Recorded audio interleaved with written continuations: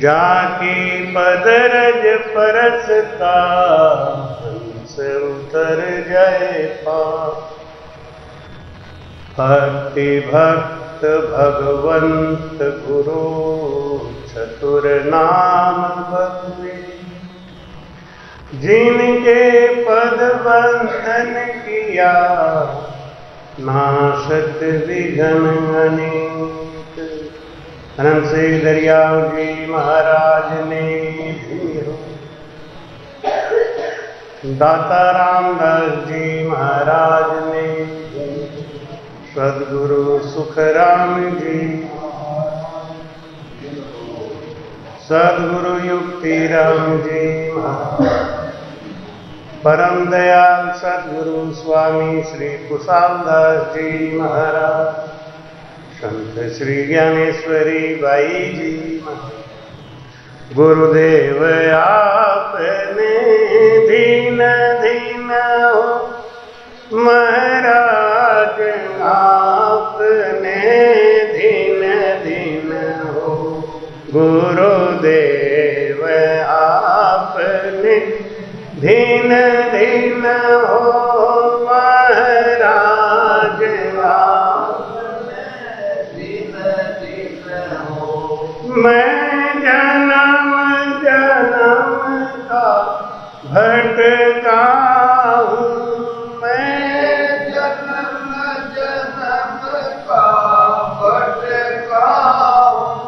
मुझे अपनी शरण में रहने दो, मुझे अपनी शरण में रहने दो।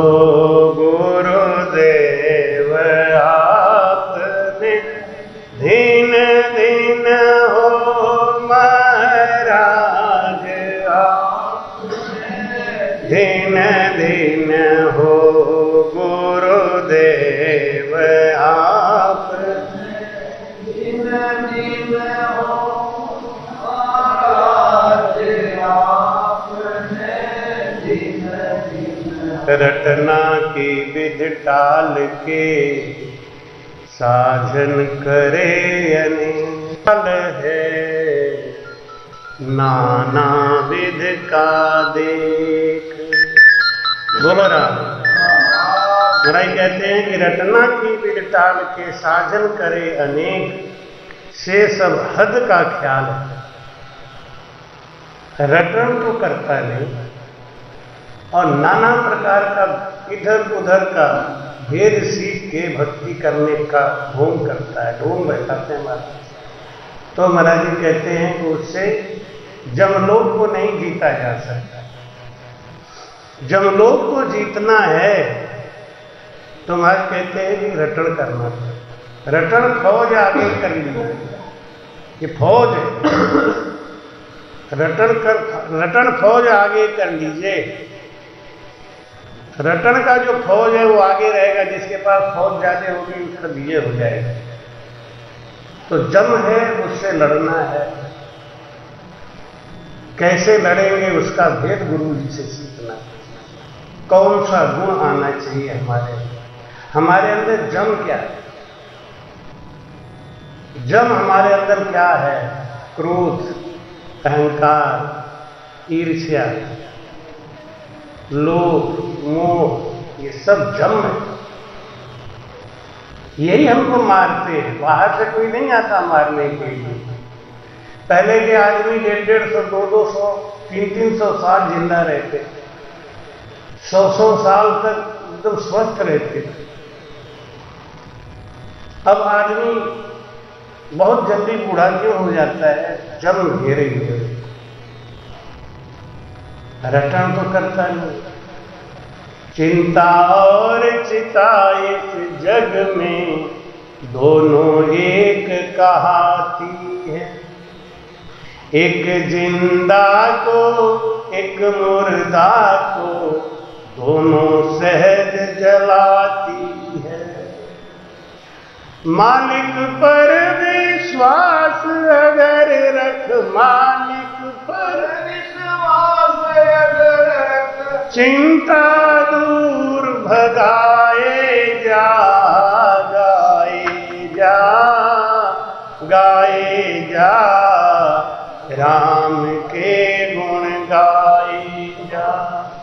करता जा राम भजन तू करता जा। सुबह शाम इस मन मंदिर में, सुबह शाम इस मन मंदिर में, झाड़ू रोज लगाए जा,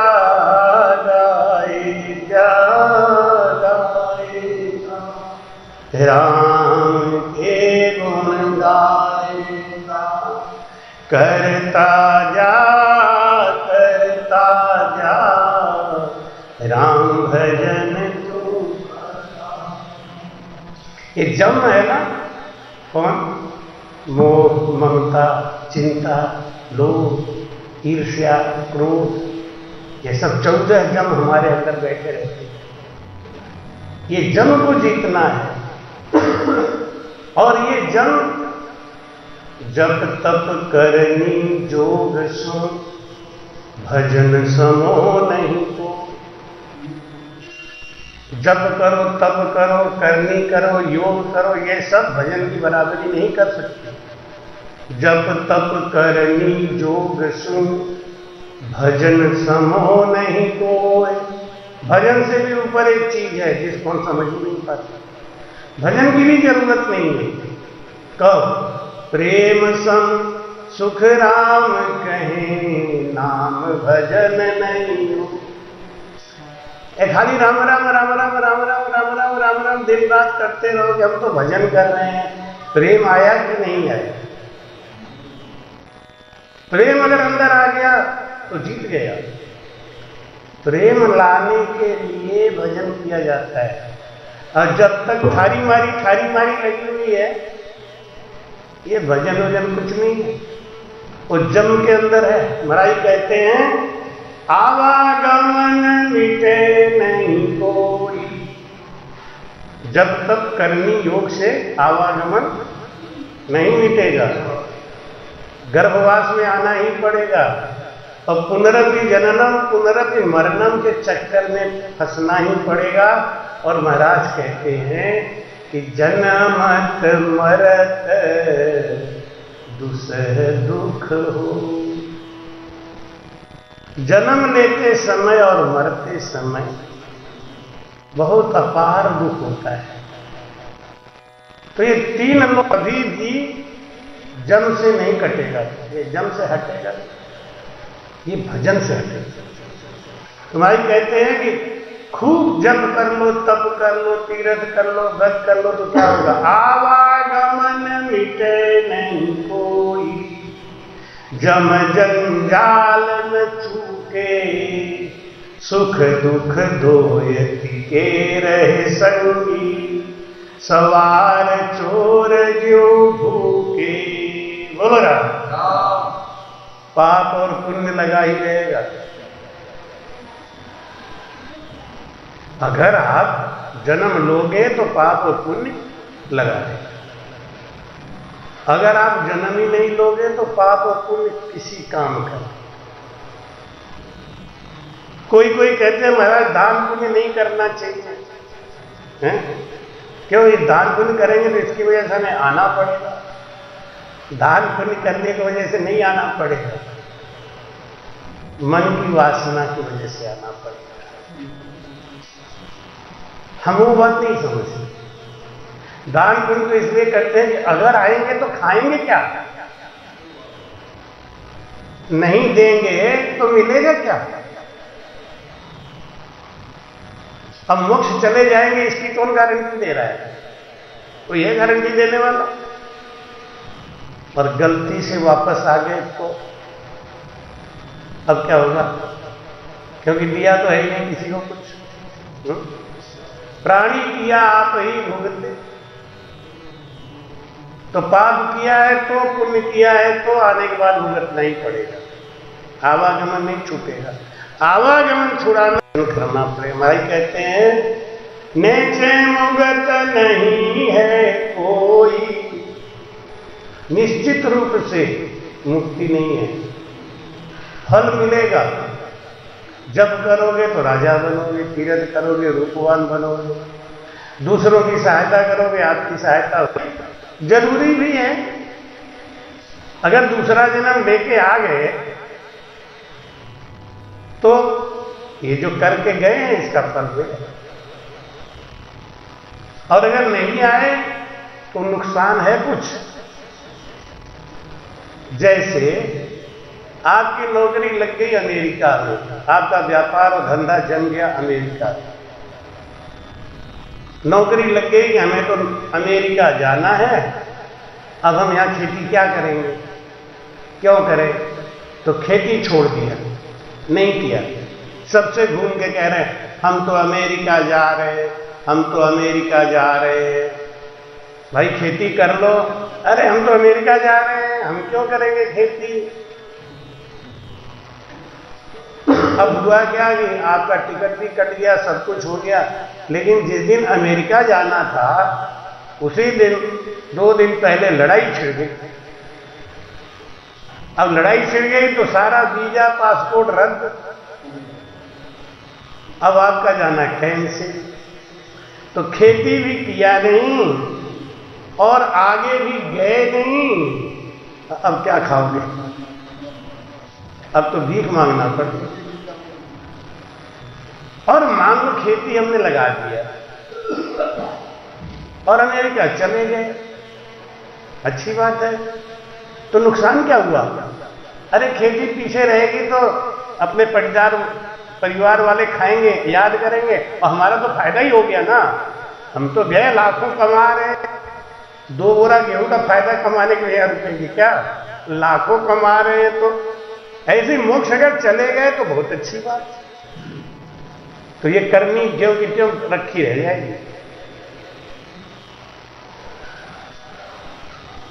और अगर वापस आ गए तो फायदा हो जाए। हो सकता है अंत समय में कहीं कोई कमी रह जाए, हैं? राजा भरत भजनानंदी सन अंत समय में उनका मन हिरण में आ गया तो उनको हिरण बनना पड़ा। अंत मता सो हुई गता।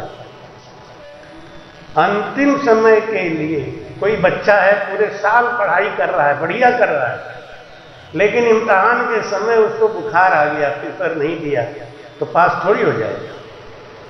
और कोई बच्चा पूरे साल आवारापंथी करता रहा, स्कूल नहीं गया, अंत समय में उसको नकल मिल जाए, क्या होगा। तो अंत समय में जिसके पास नकल मिल जाए, और नकल सबको नहीं मिलता, नहीं, इसलिए महाराज कहते हैं नेचे मुगत नहीं है कोई, 4 दिना सुख कहिए। स्वर्ग लोक मिल गया, कहीं और अच्छा लोक मिल गया, 4 दिन का सुख है, उसके बाद तो फिर यही 84 में आना है। जब चल काल विष्णु को पकड़े, कौन शरण तब रहिए। खूब बढ़िया काम किया, मुक्ति हो गई। सायुज सामीप्य सालों के सारों के 4 प्रकार की मुक्ति होती है, वो मिल गई, अच्छी बात है। लेकिन ये मुक्ति विष्णु लोक की है। और अंत समय में एक दिन ऐसा आता है जब काल विष्णु को भी खा जाता है। तो जब विष्णु ही नहीं रहेंगे तो विष्णु लोक के वासी क्या करेंगे। इसलिए महाराज कहते हैं कि ताकतवर पावरफुल धनी का सहारा लो, नहीं ऐसा कमजोर धनी रखने से क्या फायदा जो जमराज के चक्कर में फंसा हुआ है। तो महाराज कहते हैं कि विष्णु धर्म शंकर सुख दोई, 3 लोक विस्तारा, जैसी करे वैसी गत पावे, सुन सिख ए विचारा। बोलो राम। महाराज कहते हैं कि ये 3 लोक की जो भक्ति है, विष्णु जी की, शंकर जी की, ये ठीक है, भक्ति कोई खराब नहीं है। किसी सज्जन ने पूछा महाराज ये जो कीर्तन होता है, लोग संगीत करते हैं, दिन दिन रात रात कीर्तन करते हैं, इसका क्या फल है। हमने इसी का फल तो है भक्ति, भक्ति मिलेगी। ये प्राइमरी स्कूल की पढ़ाई है, इसको पढ़ना भी जरूरी है। इसको नहीं पढ़ेंगे तो पीएचडी नहीं करेंगे, लेकिन शासन सांस सुमिरन ये पीएचडी है, ये ऊंची क्लास, ये नीची क्लास नहीं। तो भाई कहते हैं परम पद विद भेद विचारा, आगे सीख बताऊं अब सुन लोक वेद की बाता, भात भात सुन लाऊं। महाराज निर्णय देते हैं, निंदा नहीं करते। महाराज अपने वचन में निर्णय करते हैं। निर्णय करना गलत नहीं है, निर्णय करना चाहिए। ज्ञानी आदमी ज्ञान से लगेगा, लेकिन आपको कहने में कमी नहीं छोड़नी, निर्णय तो करो। तो भाई कहते हैं क्या कि तपस्या करे जत तुम साजे, कर व्रत झांप मरे हैं, जामन जुगत जीव तहाँ राखे ताही जन्म धरे हैं। चाहे तपस्या करो, चाहे जटीपना करो, चाहे कुछ करो, अंत समय में मन जहां फंस जाएगा। एक कोई भजनानंदी संत भजन करते थे, तो उन्होंने कहा कि जब मेरा शरीर छूटेगा तो उत्तर दिशा में नगाड़े की आवाज आएगी, नागड़ धूम नागड़ धूम नागड़ धूम, तो समझ लेना मेरा मोक्ष हो गया। लेकिन जब उनके गुरुजी गए तो कोई बाजा नहीं। अब चेलों को बड़ी चिंता हुई, ऐसे कैसे हो गया? हमारे गुरुजी इतना भजन करते थे, कैसे हुआ? तो एक संत आए, तो उन संत से उन्होंने पूछा कि महाराज हमारे गुरुजी भजनानंदी संत थे, फिर अंत समय में नगाड़ा क्यों नहीं बजा? तो महाराज बोले कि वो अंत समय में कहां सोए थे, प्राणांत जब हुआ तो किस जगह पे थे वो बताओ। तो महाराज इस कमरे में सोए थे, किधर को मुंह था, किधर को पैर था, किधर को हाथ था, कुछ याद है? मुझे सब याद है महाराज, कि तो लेट के बताओ। एक शिष्य था, वो लेट गया, उसने ऐसे कर, ऐसे था चेहरा। गुरुजी इनका हटो, उनको हटाया, गुरुजी लेट गए। सामने देखा पड़ोसी के घर में अनार का पेड़ लगा हुआ था, और अनार इतना बड़ा लाल पका हुआ खड़ा था। गुरुजी ने कहा वो अनार तोड़ के ले आ, मंगाया और कहा यहाँ पे कोई चंदन का चिता जला, थोड़ी चंदन की लकड़ी लाओ। अनार को धीरे से तोड़ा तो अंदर से इतना बड़ा कीड़ा निकला, गिजलट। महाराज ने धीरे से कागज में लिया और उसको आग में डाल दिया। जैसे ही डाला, नगर धूम नगर धूम नगर धूम नगर धूम होने लगा। चेले बोले अरे गुरुजी ये क्या हुआ? क्या बेटा, अंत समय में इन आंखों से लोभ घुस गया अनार खाने का, तो ये उस अनार में चले गए।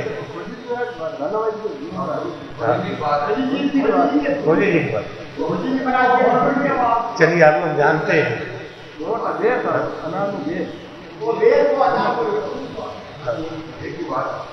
अब देखिए, इतना भजन करने वाले संत और अंत समय में मन विचलित हो गया।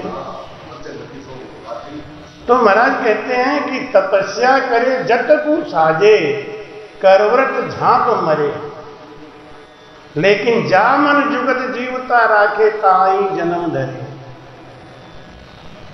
अच्छा, अंत समय में मन कहां जाएगा? जो काम हम जीवन भर करते हैं उसी में मन जाएगा। जो काम जीवन भर करते हैं उसी में मन जाएगा। और ये मन बहुत चंचल है। हमारे इंद्रियों का राजा कौन है? मन है। यही दशरथ है, मन है ना। 10 इंद्रियों का राजा है, यही दशरथ है। 5 ज्ञान इंद्रिय और 5 कर्म इंद्रिय, ये 10 रथ। ये रथ के घोड़े हैं, हमारा शरीर है रथ। 5 ज्ञान इंद्रिय और 5 कर्म इंद्रिय, ये घोड़े लगे हैं। और मन इसका चलाने वाला है। और राजा कौन है? वो सुरती और सोई बैठी। जब हमारा जो सारथी है उसके ऊपर शासन करने वाला राजा सोया हुआ है, अब क्या होगा? सारथी तो अपने मन से चलेगा ना। अगर गाड़ी का मालिक बैठा है और सो रहा है तो ड्राइवर तो चाहे कितनी भी स्पीड में भगाएगा, लेकिन ड्राइवर का मालिक अगर जगा हुआ है तो ड्राइवर डर से चलाएगा धीरे, मालिक बैठे।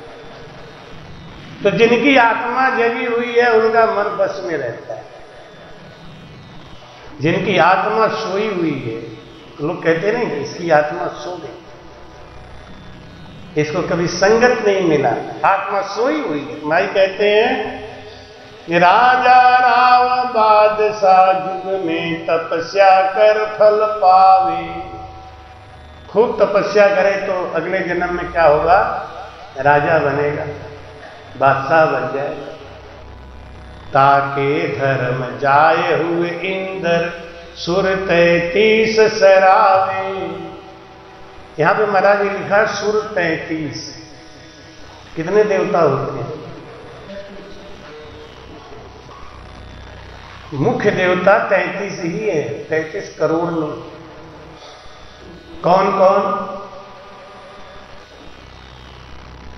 11 रुद्र, 8 वसु, 12 आदित्य और 2 अश्वनी कुमार। मूल देवता यही। सुर 33 करोड़ नहीं, या सुर 33 सरावे। देखो अर्थ करने वाले ने भी लिख दिया 33 करोड़। इसी से भटक जाते हैं। अर्थ करने वाला जैसा अर्थ लिख देगा, पढ़ने वाला। हम लोग ये वाणी जी है ना, इनके अर्थ को नहीं पढ़ते।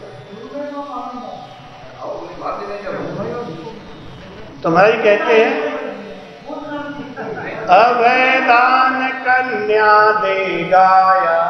इस संसार में आके किसी को अपने अंदर रख के उसको अभय दान दे दिया, तुम डरो मत, तुम्हारे जीवन का निर्वाह हम करेंगे।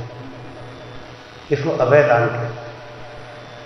किसी को आपने अपने रख लिया अपने पास, तो पढ़ाना लिखाना नौकरी लगाना, ये अभय दान। यानी किसी एक बच्चे को या बच्ची को आपको अपने गोद लेके और उसका लालन पालन करके उसको अभय दान, इसको अभय दान कहते हैं। अभयदान और कन्यादान। सील झूठ नहीं बाखे, इतना जतिपना रखे तो क्या होगा कि बहुविध धर्म करे नर जग में देवलोक में राखे। ये 33 करोड़ जो बताते हैं ना, वो देवलोक में रहने वाले जीव हैं।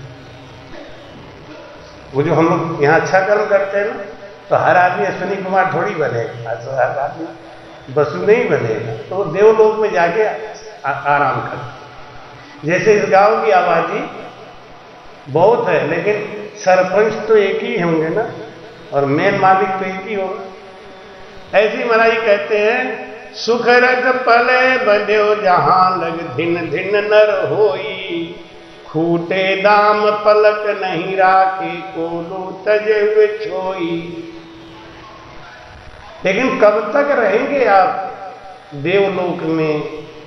कब तक बनेंगे बादशाह राजा?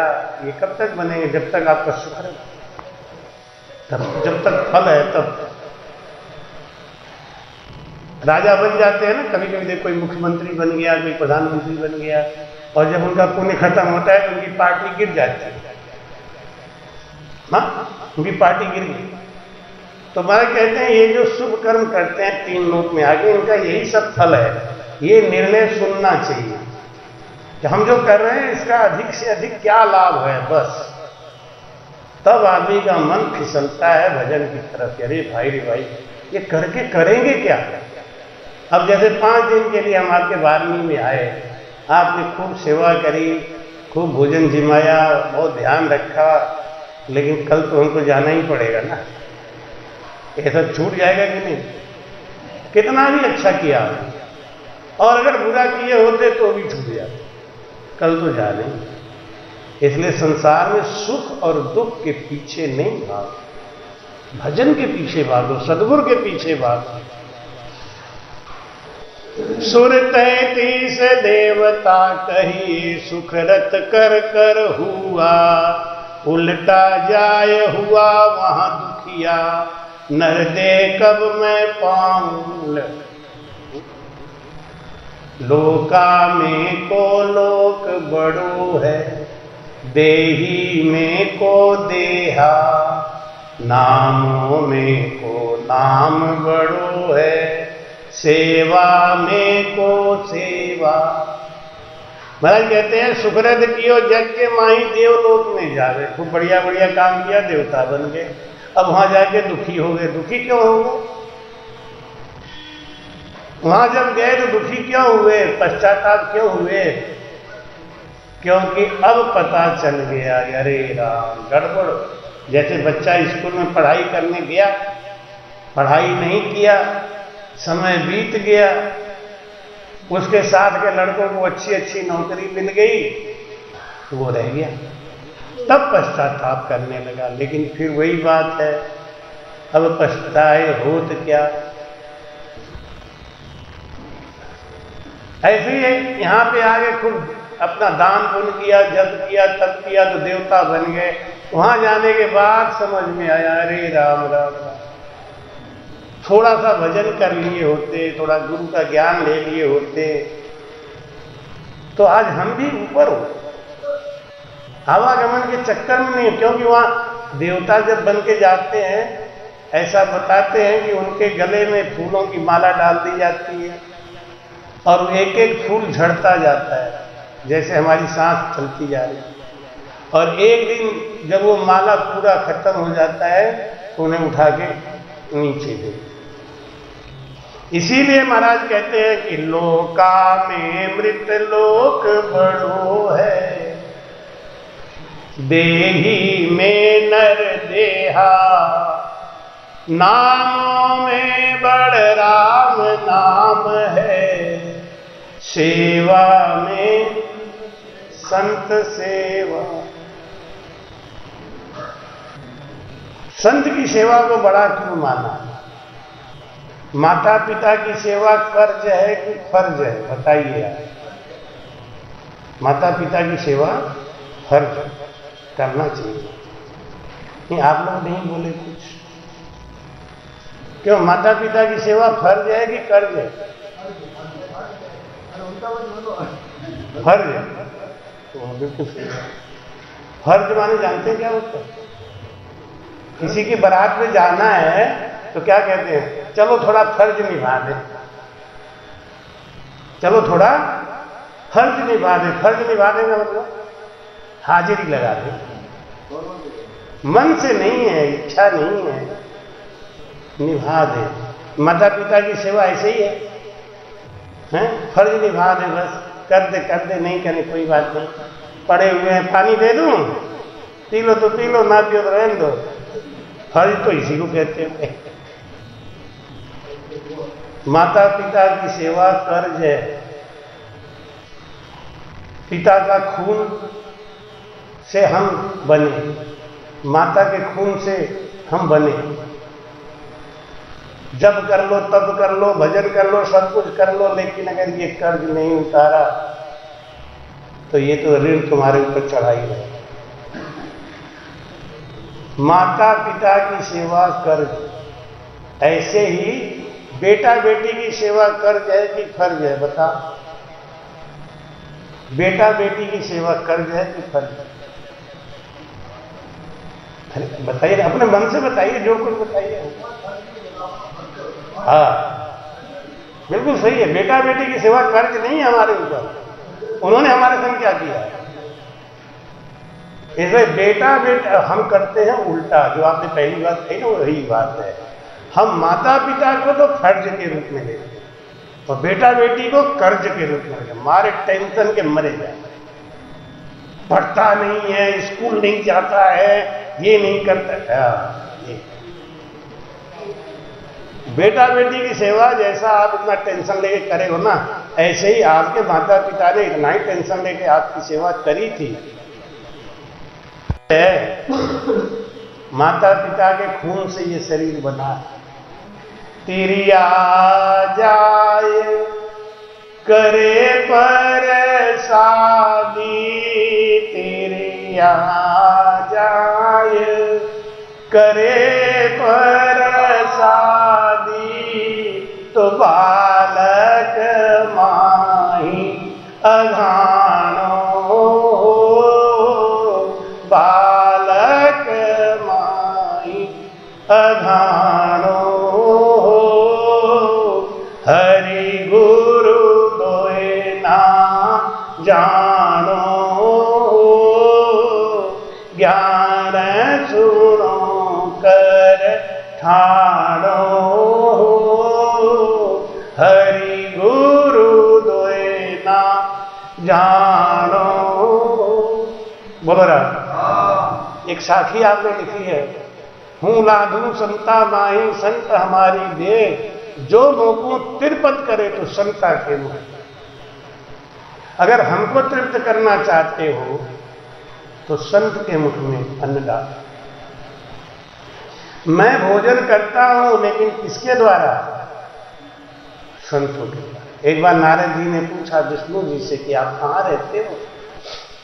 तो विष्णु जी बोले, नारद मारे संता सु अंतर नाही, नारद मारे संता सु अंतर नाही, जे मारे संता सु अंतर राधे, जे मारे राधे से नर नर का जाए, नारद रे संता सु अंतर नाही, नारद संता सु अंतर नाही,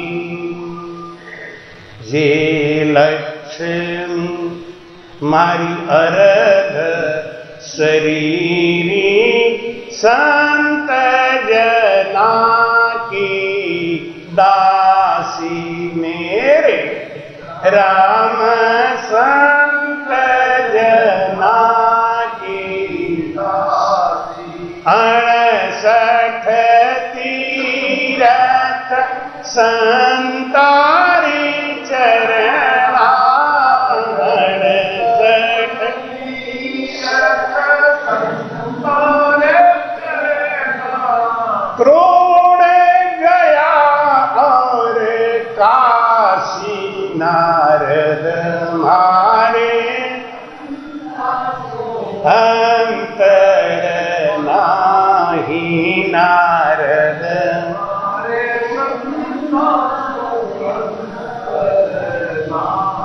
देखो आपकी भक्ति का ये रंग आया है कि काशी आपके घर पे आया।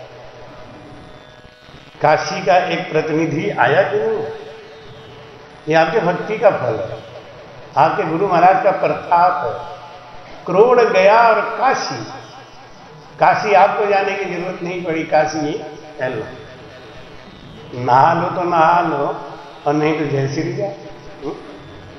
राम जी ने तो मेहर कर दिया, मोहे जिमावे संत जिमावे, जब मैं जीमू संत पोढ़ायर सो, मेरे संत पोढ़ायर सो, जे मारे संता की निंदा करी है, जे मारे निंदा करी है, क्रोड़ विघन कर हो, नारद मारे संता सु अंतर।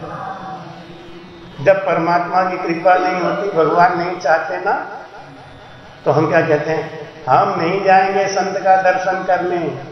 अरे तुम जाओगे कैसे, तुम्हारे कर्म ही ऐसे नहीं। भगवान रोक लगा देते, क्रोध बिगड़ कर आना भी चाहते हैं ना तो उनको बिघन लगा देते। कभी कोई मन में सोचे कि मैं तो अच्छा चलो संत का दर्शन कर लूं, ऐसा विघन डालेंगे तो आएगा ही। पहले तो उसके मन में विघन डाल देंगे। जब आपका संत से और सत्संग से मन फीका होने लगे, आप समझ लो आपका पुण्य खत्म। क्योंकि जब पुण्य ऋण मिला ही न संता, पुण्य का बहुत बड़ा पुण्य इकट्ठा होता है ना, तब संत से प्रेम होता है, तब सत्संग में जाने का मन होता है। अगर आपका मन करता है मैं तो सत्संग में जाऊं, मैं तो संत को देखूं, मैं संत से मिलूं, आपका पुण्य है, इसलिए ऐसा सोच रहे। जब आप ये कहते हैं मैं तो जाऊं पुण्य, इसका मतलब है राम जी की इच्छा नहीं। राम जी इस पुण्य से आपको वंचित कर रहे हैं। इसलिए महाराज समझाते हैं कि साधु चले आगे हुए चालू, मोए संतन की आशा मेरे।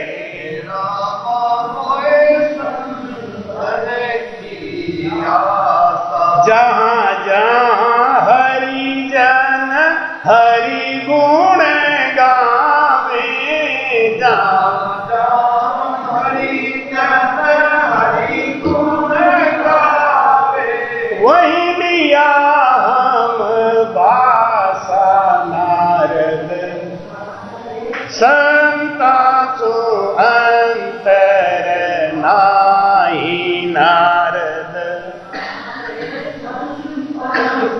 अंतर छे मेरा साधु उजड़। कभी कभी संत गलती करते हैं, और जब गलती करते हैं तो भगवान उनको टाइट करते हैं। बेटा है ना, संत कौन है, वो परमात्मा का बेटा है। तो जब जम जालम के त्रास सुहंसा करी पुकार, सुखिया साहेब आविया ले जन को अवतार, उनका अंश है। तो अगर अंश गड़बड़ होगा तो भगवान का नाम बदनाम होगा। इसलिए वो क्या करते हैं, जे मेरा साधु उजड़ बन धावे, कर गई पंथ बताऊं, मेरे राम कर गई पंथ बताऊं। अपने तन का ले पीतांबर, अपने ले पीतांबर, छाया करता जाऊं नारद मारे, अंतर नाही नारद मारे।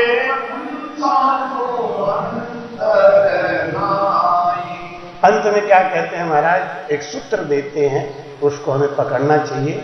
मोही भजे और संतन को सेवे, दो काम करते हैं। एक तो परमात्मा का भजन करें और एक संत की सेवा जब मौका मिले तो करें। मोही भजे संतन को सेवे, सोई परम पद पावे में, सोई परम पद पावे। सूरदास संतन की महिमा, सूरदास संतन की महिमा, आप श्री मुख गावे नारद, संता सो अंतर नारद।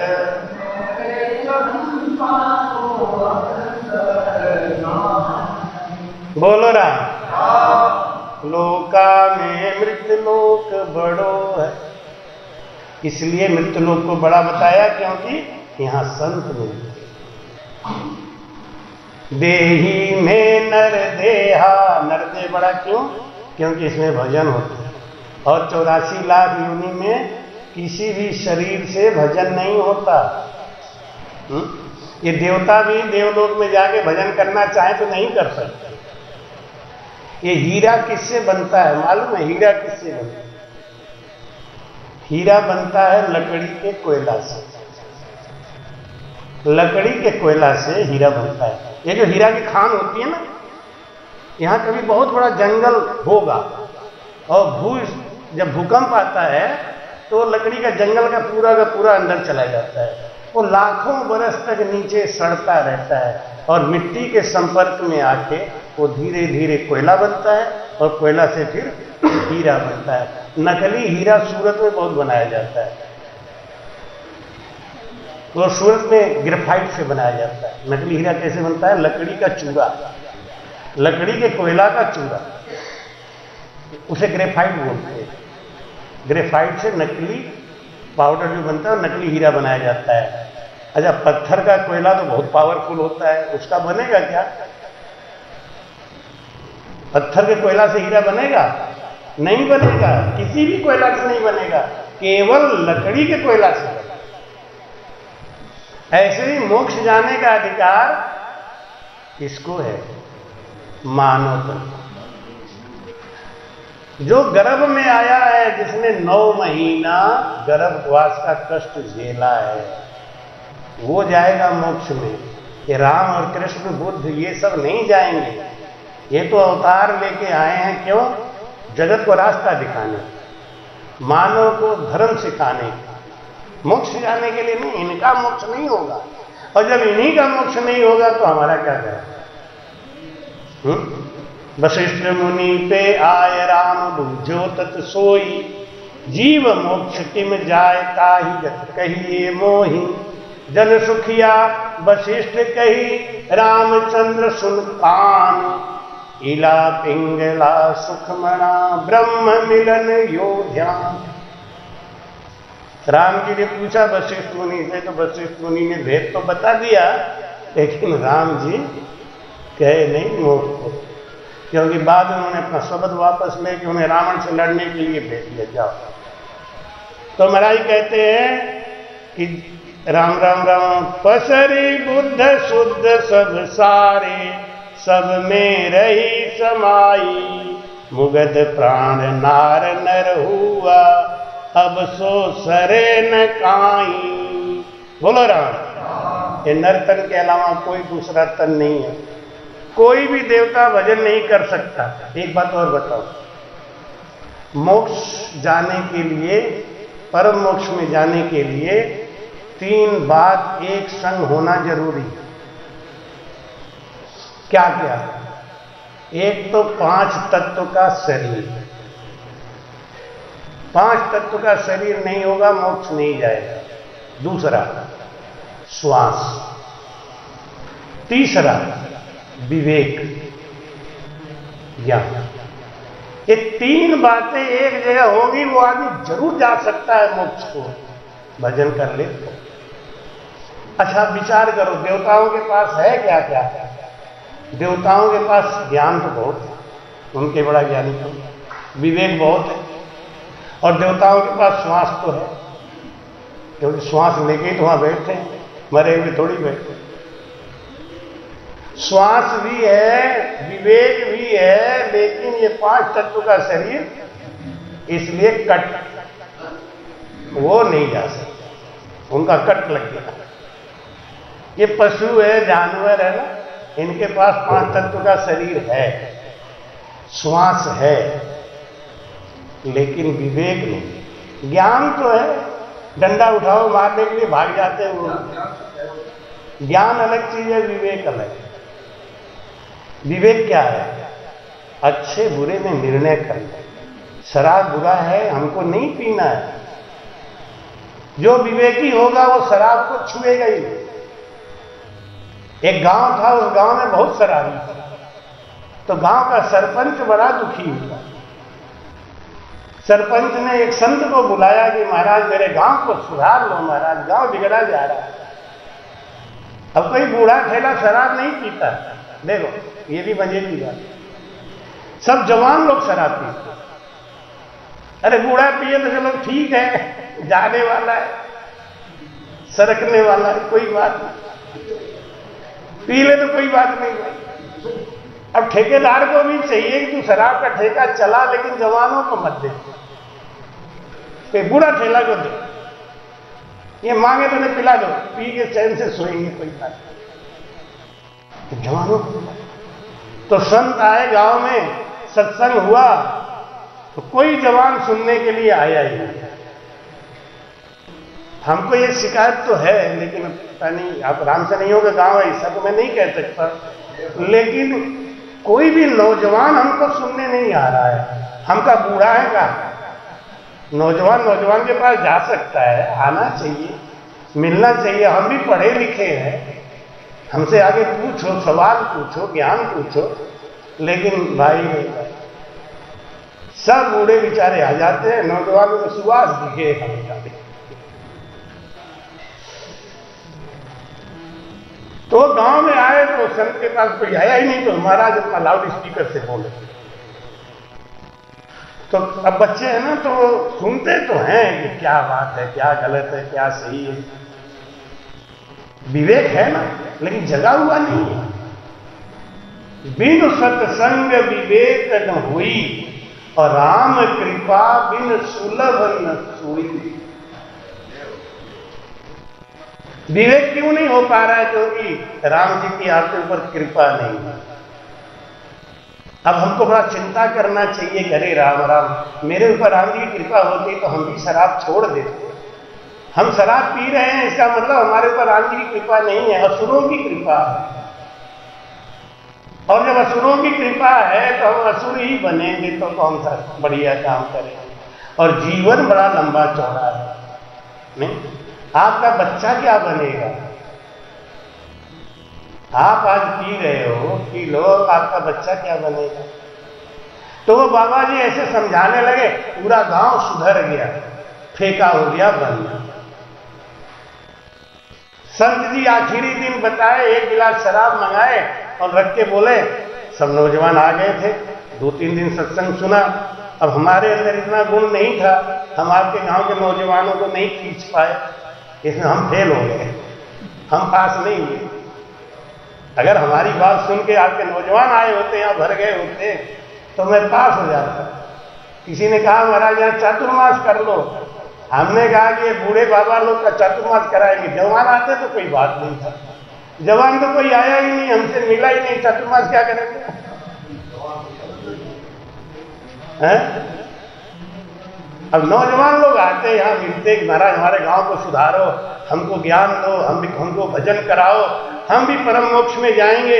हमारे दादा राम से नहीं थे, हमारे पापा राम से नहीं थे, हमको भी राम से नहीं बनाओ, तो अच्छा लगता ना। महाराज आप पढ़े लिखे साधु कैसे बन गए, क्यों बन गए साधु? हमसे पूछते तो हम उनको बताते, उनको अपना बनाते। अब जब पास में कोई नहीं आएगा तो अपना कैसे बना लूं? कृपया चैनल को सब्सक्राइब करना ना भूलें। राम राम।